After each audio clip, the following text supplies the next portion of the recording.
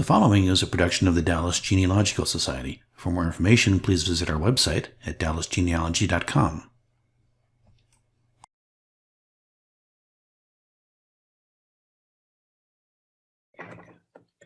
All right, we're departing from doing research to what you do with your research once you've done it. If you want to do something and print your information, every software out there has its different types of reports, and there are pros and cons to each and every one of them. RootsMagic and I believe Legacy are the two that are preferred for doing reports, because when you create a rich text format document from them, it will include the index coding so that you can do the paging in your index. Family Tree Maker does not do that. They have never done it, which means you can't really edit the text unless you're going to plan on spending hours and hours and hours of index coding all the names to get a name index.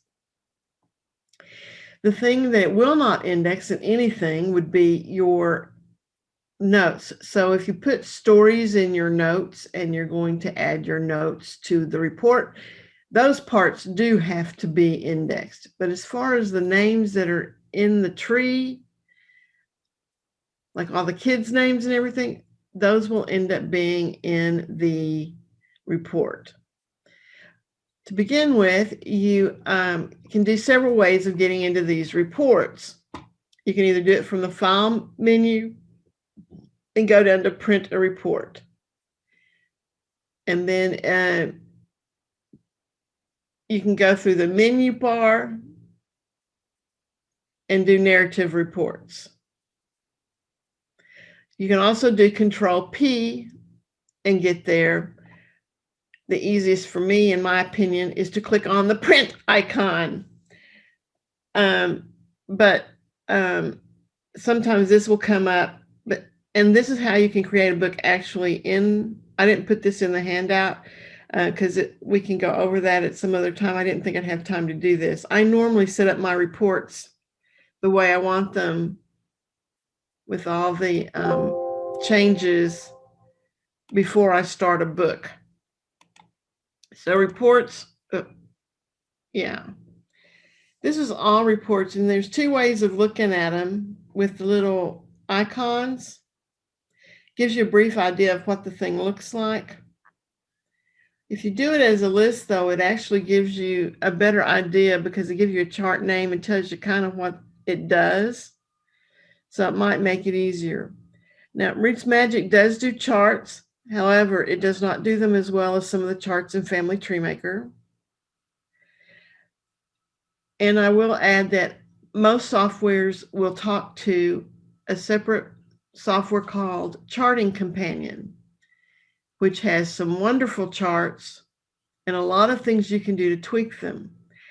And I'm actually going to do, next month, we will do things in Charting Companion so you can see all the different things that it can do. It's not all that expensive of an add-on to help you with your reports and your trees and stuff, because they have some really awesome tree formats that don't work in anybody else's software very well, or they're not in the software packages. So I'm going to go down to Narrative Reports and click on Narrative, and this window will now open that gives you some alternatives. You want to pick your start person. Now, I usually find the person before I get into reports, but you can change it by clicking on the start person, and your individual box will come open and you can select who you want the start person to be. There are several different kinds of reports: ancestors only and ancestors with children. That means that oldest generation or each generation, it will show you the children of that one generation. It doesn't bring them all the way down to current. It just keeps you for that one generation. So, if you're sending it off to a cousin that's not in your direct line, they might be able to figure out where they attach through that report.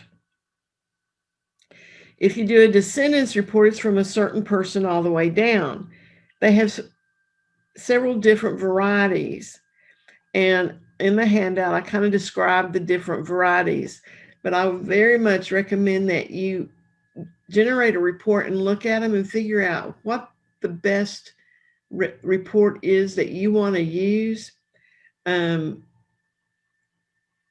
Because some of these are not so good.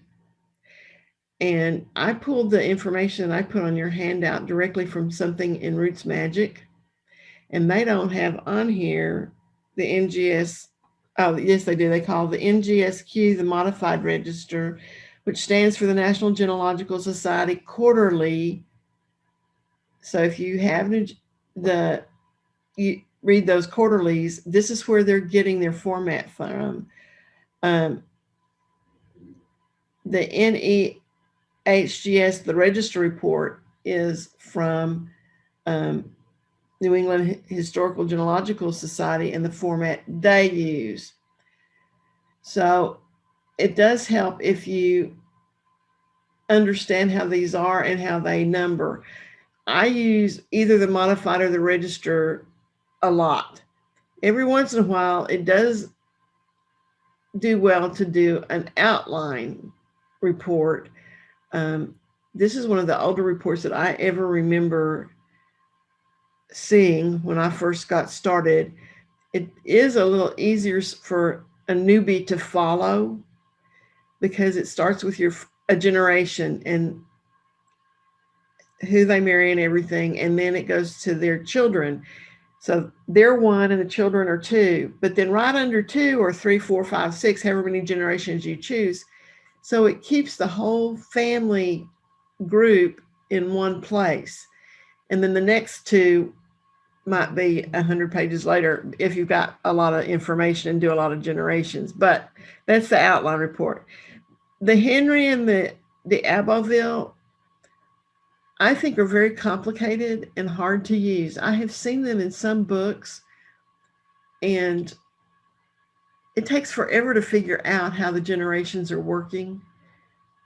And I've seen some deviations from those 2, and I spent an hour reading the front material trying to figure out how they were numbering their people, the families. So be aware of those type of things. The thing that's nice about RootsMagic is you do have a bunch of options. One, tell them how many generations you want. But if you click the option buttons, you can pick a date format. Standard date format for most genealogies is going to be your day, month, year, but you can change it any way you want to. You can also do capitalization, abbreviate or not abbreviate the month. You have those alternatives that you can change whatever you want to do.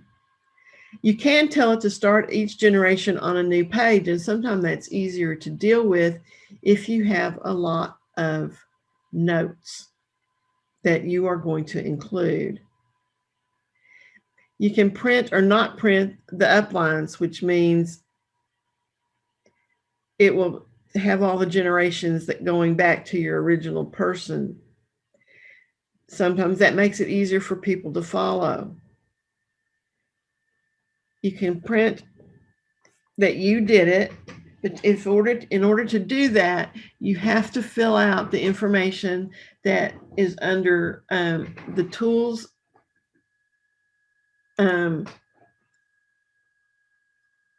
menu bar, go to file options and the prepare, and then there's a place to fill out your name, address, phone number, email, all your contact information. And if you only want your email there, just put your email there.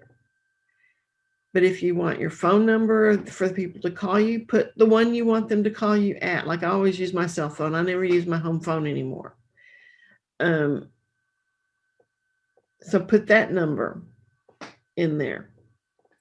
You can tell it if you want to print the notes or not. Now, some people do want those printed because that's where they put their stories. And then you can include photos.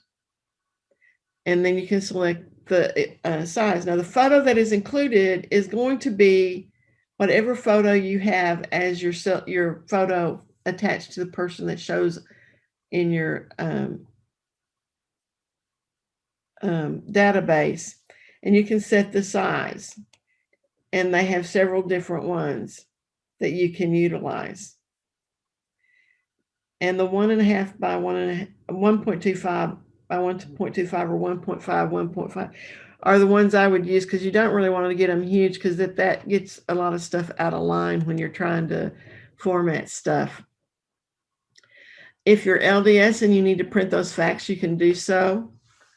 You can include private facts, or if you've got private facts that you know you don't want to include, uncheck that box.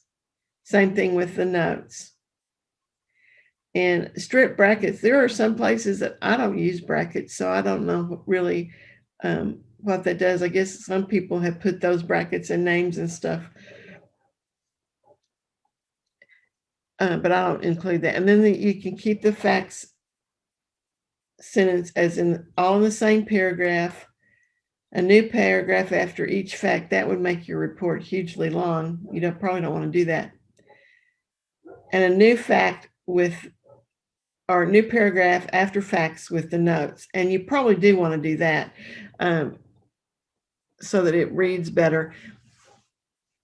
One of the reasons you don't want to print something directly out of software and their reports is because things are very much duplicated. Like if you've got generation 1 and it lists all their children, in the reports, typically if you say include notes, all the notes will print out for each of those children, which is huge on some of mine anyway. And then it's duplicated under them again when you see them in their generation. And that's one of the reasons you probably want to do some editing. I delete all those duplicate notes because otherwise I could have a 600-page document and I can reduce it maybe to 400 if I take out all the duplication. So be aware of those things. All right, that's book options, that button. Reset, of course, is reset everything to the factory reset. Title, it's going to default into whatever report you have and of the person that you select as the start person. If you want to change the name of it, though, you can. You can do it right here in this box, and then it will tell you what the preview is. Layout has actually several things you can do. It tells you your page size. Typically, it's going to be letter. You can do portrait or landscape. You can tell it what margins you want. You may not want to keep these margins. You can change them to make them fit what you want it to be.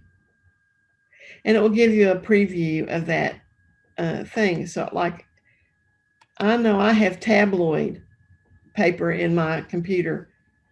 See how it changed the size of the preview image?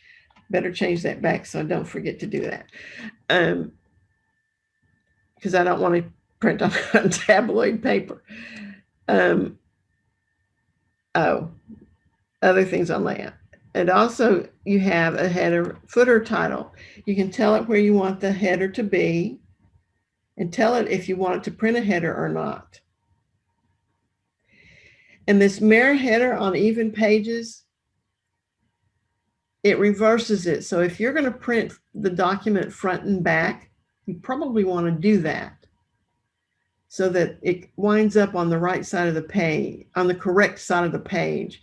So like if you put that you want them well, unless you do center. If you do it left section, you can pick the title, font, and I don't know if this is the default font. I will tell you right now, I do not like Times Roman when it prints. It's hard to read.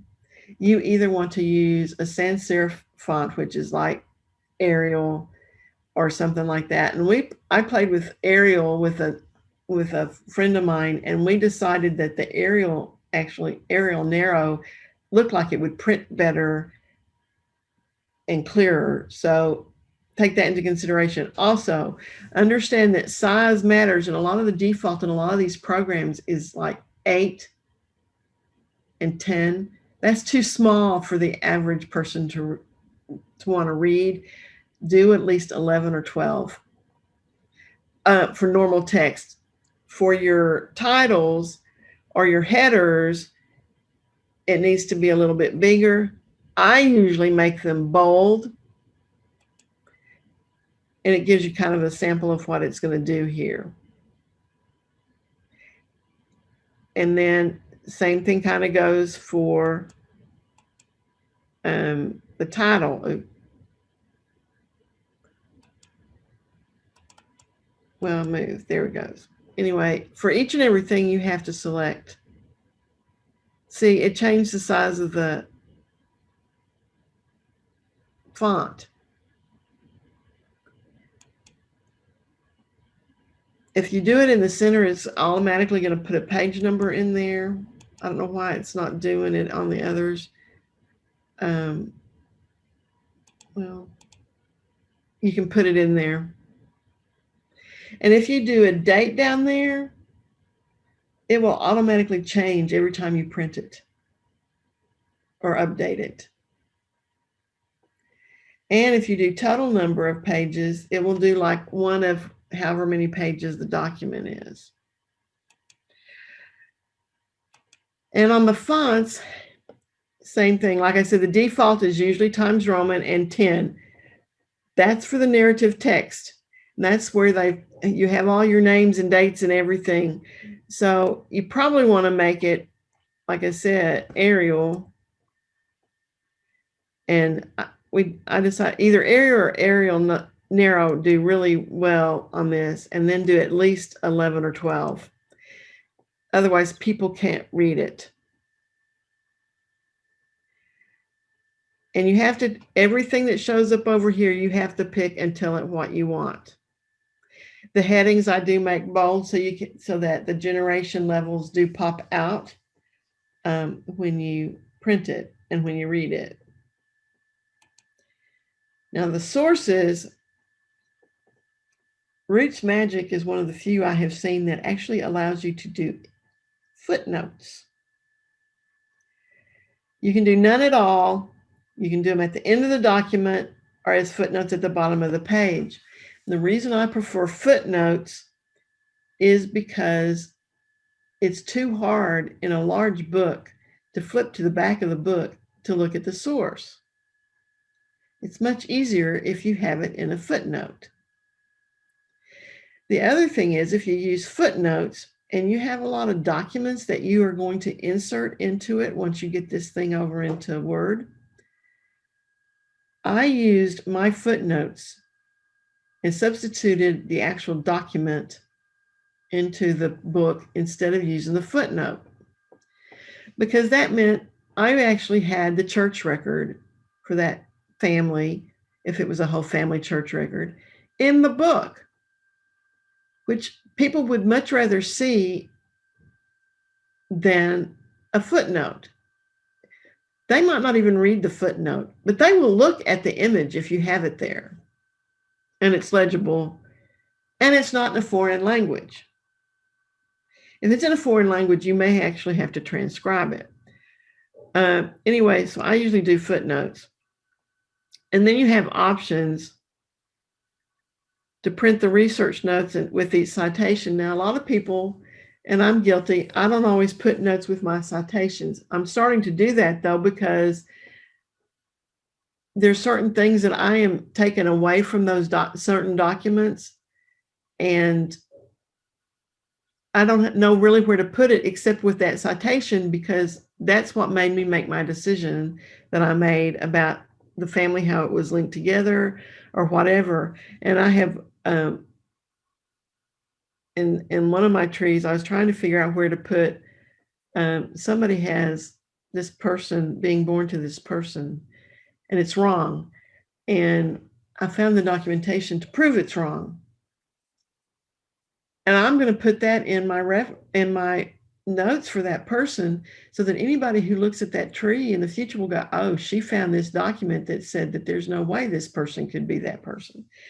So you have to figure out how to make sure you can document your research well enough to where, one, somebody else can follow it, and two, if you're trying to debunk something that has been around for a long, long time, you need to find a place to put that so that people will know you actually tried to prove what nobody else proved. Because I know I found that and I'm like going, oh, it's for sure wrong. Anyway,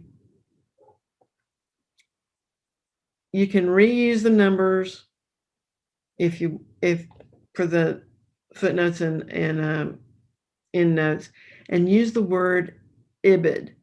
I hope you know what IBID means. I don't combine citations in a single fact. That I think would be hard to read. The cool thing is this button right here, indexes. You can do no name index. You can do it with only the name, or you can tell it to do the name and the birth, or the name and birth and death. I usually use the name and the birth because, well, they use the example of John Smith, which is a good example because you usually have about 10 of those in your database. Well, if you have a birth date for them, you can single out who that person is, and people can then go and find them. You have the options of having just one column or multiple columns. I find 2 is probably the best. 3 is kind of squunched, especially if that person shows up on multiple pages, and sometimes they do. You can tell it you want all the surnames in uppercase. And one of the reasons I like uppercase surnames is it's easier to spot them when you're reading and when they change. And in some cases, like in German names, the spelling changes over time. And if you have them in uppercase, you can kind of follow when that happened. And then you can also print your color coding, which I really haven't talked about much, but there's a way of color coding a lot of different things. And I don't really have it much in this tree, except for the direct line back, and I've color coded it red. But one of the things you can do, you can make groups. Like for all your immigrants, you can make a group of immigrants, and you can make a group of like Revolutionary War soldiers or whatever. And then you can assign a color to those groups. So when you enter one, it'll go that color when you make it in a group. And maybe that should be a talk for. I was going to say, can you show us that, where you even do that? I'm going to make that a whole talk, and let me do that in June, because it's fun and it takes time. It takes time. That's why I'm thinking that needs to be a whole nother topic to do. So I'll do that in June, because I'm going to do Charting Companion next month. But that's what that means, print color coding. Then they also have a place index. Now, I don't like using place indexes because it shows all your boo-boos. Is it an either or can you have 2 indexes in the back?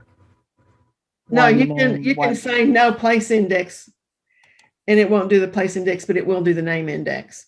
No. If you click on, yes, I do want to do a place index, will it do a, I've seen an index where it says Bath, England, okay? And it names all the names out of your research that are from Bath. Just the names. I don't think it does that. It just does the pages that those places are on. And the problem with this index, and the reason I don't use it, is I did try it once, and when I put it over in Word, after I had done some editing, it did not update. It wouldn't let me update it. So the pages were wrong in it. The name index you can redo because Word will let you redo it, but it would not let me redo the place one. That's naughty. I know, but I think it's a Word issue. It's not their issue, it's a Word issue. But the whole point of using this is because you do want to edit it, because you want to be able, we all have typos in our stuff, you know. And when you get into a document, and if you're really going to pay to publish it and everything, you want it pretty pristine. And you can't do that with one that's just straight out of your program. It doesn't work very well. You can shouldn't you be doing most of that when you find an edit like that, though, in your actual RootsMagic? You do go back to your database, but you don't want to have to redo the whole document all over again if you've already done a lot of deleting of the duplications, and you don't want to start all over again. No, that's true. Anyway, you get to pick your fonts here again. 10 is probably okay for an index. Anything smaller probably is not. That's one of my pet peeves with some of the charts and stuff, because they would make them 6 and 8. And you have to have a magnifying glass to read that. Forget it. Anyway, you also have an option to fix your place index. Click OK. And I'm going to do ancestors only and generate a report. And this is going to take a few minutes because I have a lot in here. This is my line that goes back into the 1600s in the United States. I haven't been able to jump the pond on very many of them. Can you save all the things that you've just adapted? It will hold it. Modified it. How long will it hold it? Does it until you save it as a template? Until you change it, or if you hit reset. Okay. All right. So it will store it. Yeah. Now I'm going to tell you, RootsMagic 8. I did start doing beta on it. And everything is not there yet. So there will be some deviations in the way stuff is in 7 versus 8. But and it's really different. Daddy, would you hand me the hand cream by you? It's an edit. It's a totally different database. It will create a whole new database in RootsMagic 8. So you don't have to worry about much. This is what I'm talking about. The picture size may hurt you. This is my grandmother's basic information. See the picture, there's wording over it, but this is all the sources I have for her. It goes on and on and on and on and on. And somebody said, you know, how many sources are too many? You can't have too many until you're trying to print it. Because that's who she married. And there again, the picture is going to have a problem in these ancestor ones.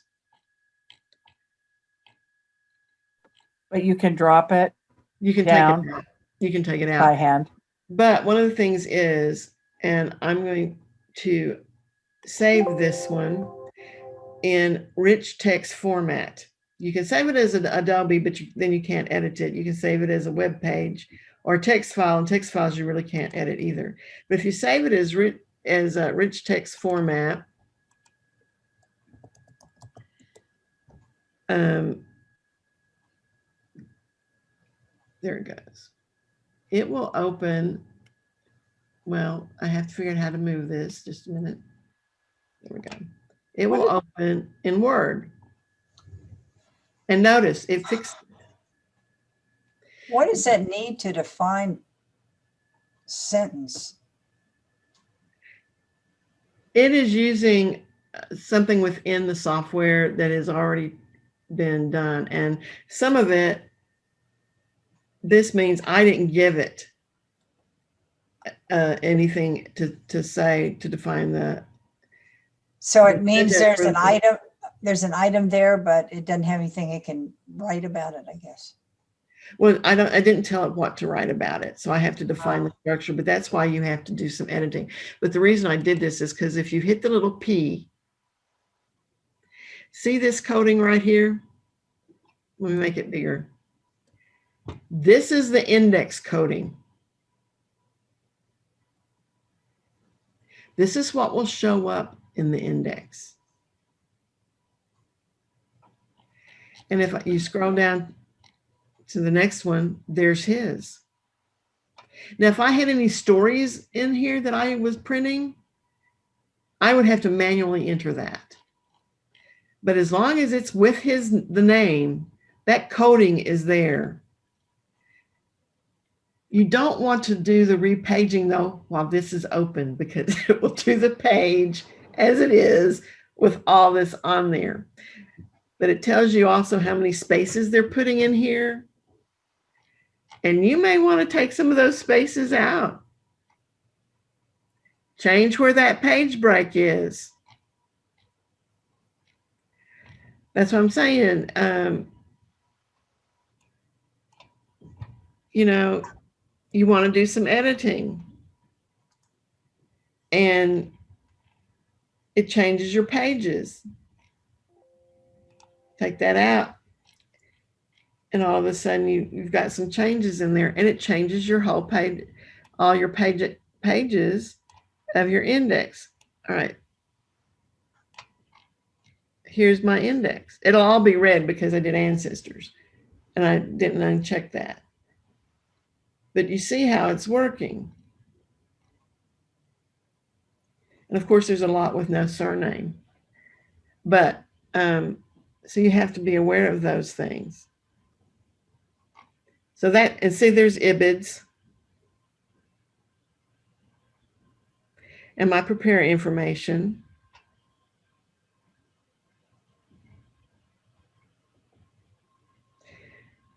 All right, close that one. All right. If you decide you don't like the settings the way you have them, you can go into this, click on settings right here and change whatever it was you wanted to change. So like, I don't want to print color coding. Where is that? Oh, I don't want a photo anymore.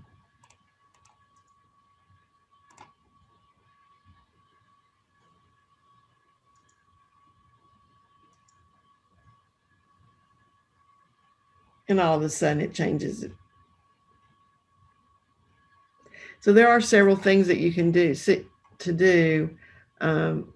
change things. Because I have so many citations on these people, it makes it hard because I've got so many. And a lot of these are so long because I haven't really cleaned them up the way they need to be cleaned up. And I am seeing what ones I need to do. So you can utilize those settings. Now, you just click the X to get out of this. I'm going to do narratives again. And I'm going to show you ancestors with children, so you can kind of see how that works. And I want to show you the options See that photos thing stayed unchecked. The print color thingy stayed unchecked. Now I'm going to show you start each generation on a new page so you can see what that does.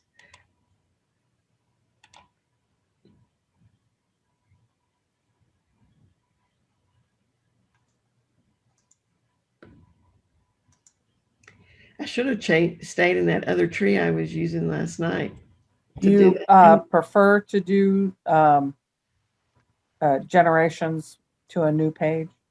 I do, because I was looking at that one and I didn't like the way the spacing happened. But if you do the whole next generation,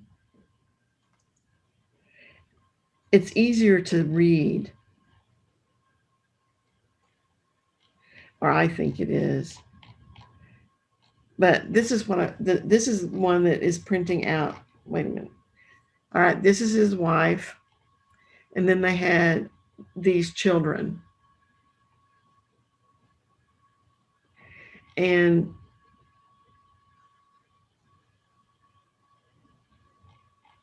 it goes on and on because of all my sources. Uncle Raymond was the last one. And see how much it printed out on him, or it's putting on him. So if I was doing a descendant report, this stuff on Raymond would show up twice. You don't want that in your document twice. That's a lot of text. It doesn't do it so much in ancestor reports. It's in the descendant reports that you have a problem with the duplications. But that's that report. Let me go back and do the NGS. Oh, wait a minute. I do want to change who I'm doing this from. I want to go to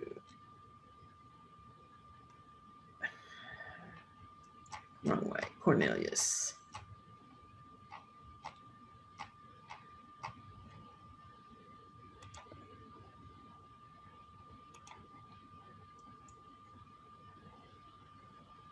And I think the options will stay the same no matter which report you choose. You may want to check on your fonts though to make sure that none of this stuff changes, because it depends on the kind of report, I think, on some of those options.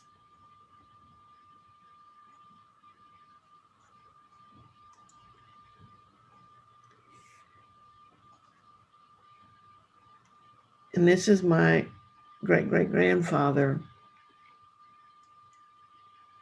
And there again, I have a ton of sources on him, but it names all of the children.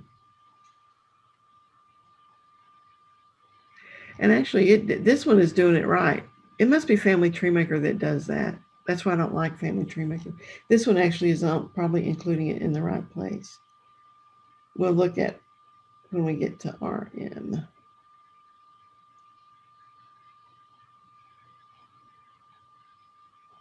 This is my great-grandfather. No, the other one was my great-great. This is my great-grandfather. Yeah, this one does it right. Although it did give a little blurb here. Oh no, this is Ransdor's second wife. And yes, it was spelled that way on all the records. And I really wondered, it was supposed to be Rensler. And I wondered if it was spelled, if I had misspelled it or some record had misspelled it. Oh no, that's the name that's on a patent he did. So I'm pretty sure that's the way he spelled it. Anyway, so this is the way it comes out. And here again, if you save this, there's index coding for each and every one of these names, so that if you do any editing or want to delete stuff, that's weird that it didn't take that out.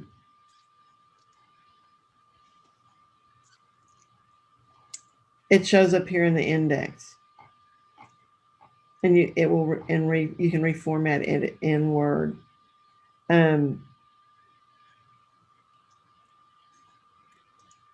Otherwise,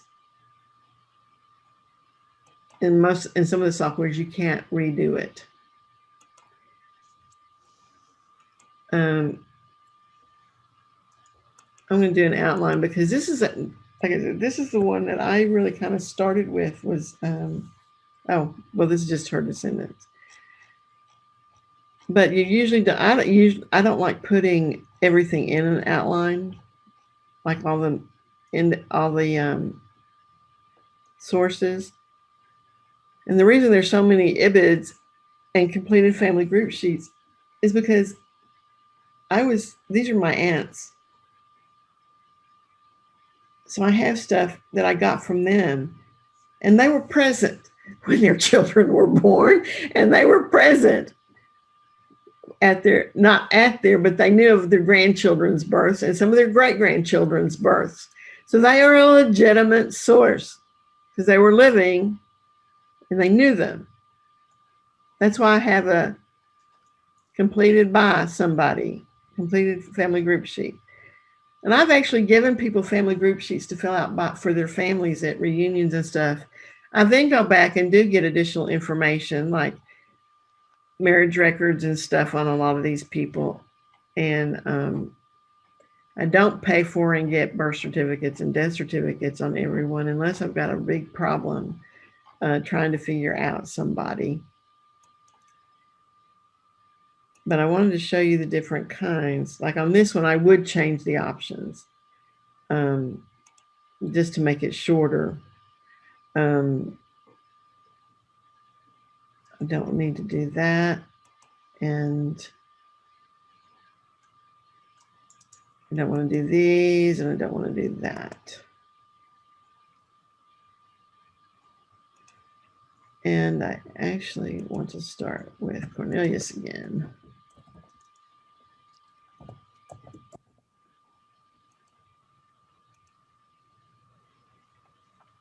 And sources, I'm going to say no sources because I want you to see. And a lot of people will send out stuff like this until you get to know them.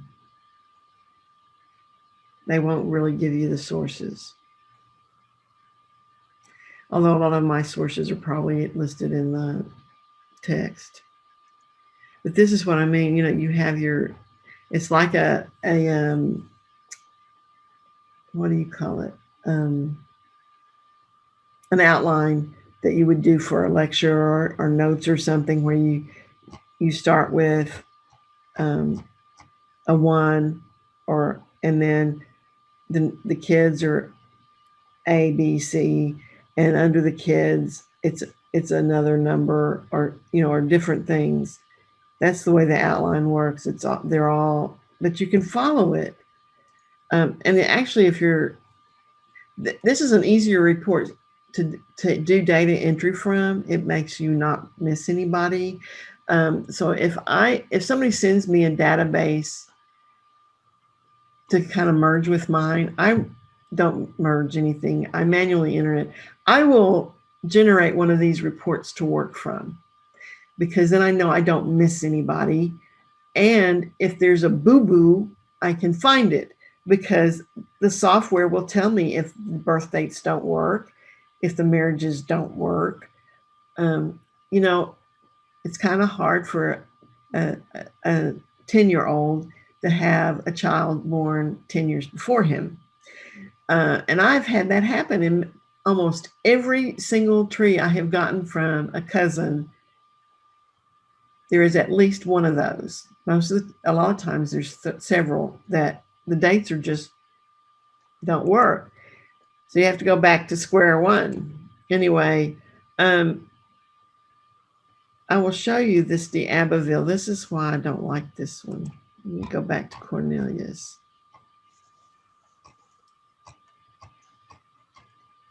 Oh, I want to tell you, if it's got that little thing by it, that means it's an AKA in your index.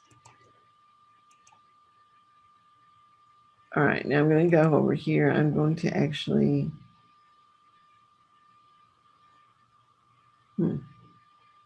okay. Oh, wait, maybe that's what it is.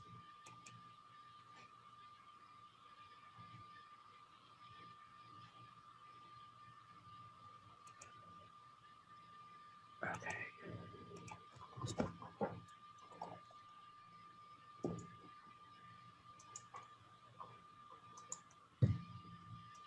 This is the number system.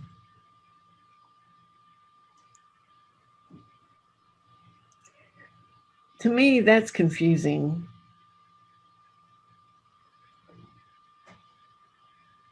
Because then you get down here to him.